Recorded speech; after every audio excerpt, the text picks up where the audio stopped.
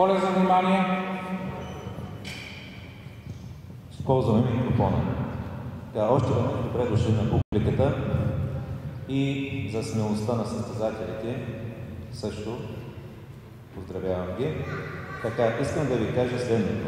Това е нашия първи официален турнир, шампионат, в смисъл, че от известно време, по-точно от месец, Българската Худо федерация е с лиценз от Министерството на спорта и това е наша голяма победа. Казвам го като изказване благодарност към всички, които не поддържаха толкова години, към треньорите, инструкторите, към обществени организации, институции, които ни повярваха и ни дадоха това право да бъдем признати от държавата спорт и да докажем, че наистина има право да съществува в нашата страна този спорт и да бъде уважаван. Като казвам първият официален шампионат, искам да припомня, че имаме история, която е от 2005 година и благодарение на усилията на всички стигнахме от тук. И моята най-голяма благодарност е за бойците, които все пак положиха най-много усилия, воля и дух и толкова години, като някои от тях са започнали от малки и толкова години участват на нашите шампионати. Знаете колко е трудно това нещо, знаете каква подготовка е.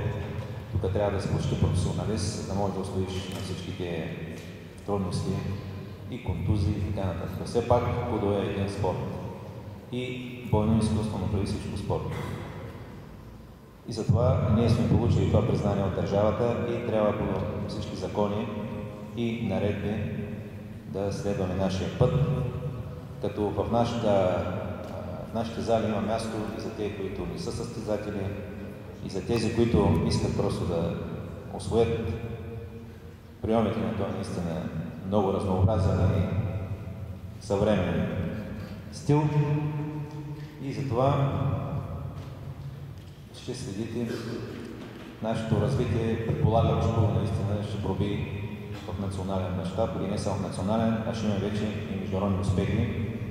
И се наредим с такива водещи държави като Русия, Украйна и Япония, да не забравяме.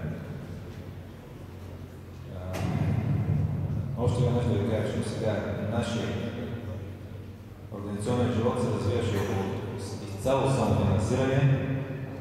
И затова благодаря още веднъж най-вече на инструкторите, най-вече на членовете на управителния съвет на нашата организация, на федерацията, които благодарение на своите решения и лични средства доведоха положението до тук.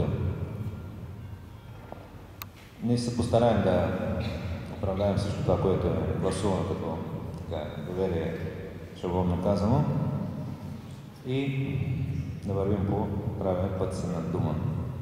И така откривам поредния шампионат, който вече е национален шампионат за младежи и мъже и жени. Участват 9 клуба от страната. Има такива, които не можаха да изпратят участници. В бъдеще ще положим усилие всеки клуб да се представя там като тикирани състезатели, за да стават повече шампионати. Но най-важно да бъдат качествени схватките. Това все повече се вижда и специално към бойците. Искам да ви кажа, че основният критерий за оценката е това публиката да бъде хареса. Трябва да играта трябва да бъде даже и красива, трябва да бъде ефектна и наистина да показвате стила худо, защото той е достатъчно интересен, динамичен като спорт. И ви пожелавам да няма травми, това зависи и от вас. Ако се смятате подготвени, участвайте, вие вече сте записани и за бъдеще на сила, никой не става спортист. Знаем, че травми има, знаем, че има много усилия в подготовката. Но пазете се и не бъдете груби. Най-вече етиката различава худо от подобните микс, те наречени микс стилове. Етиката, която идва, знаете, от речни и изцяло трябва да е на базата на уважението. Уважавайте съдии, уважавайте противника си и агресията се е само на татамето. Повече философия няма да ви изнасям. Пожелаваме наистина успешно състезание без травми.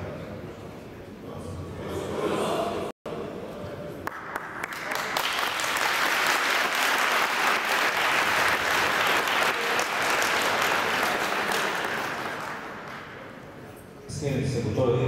Между другото се извиняваме на публиката за закъснението, но то беше заради времето, което с един час малко дойде напред и някои от клубовете имаха проблеми с придвижването. Схемите са готови, двубоите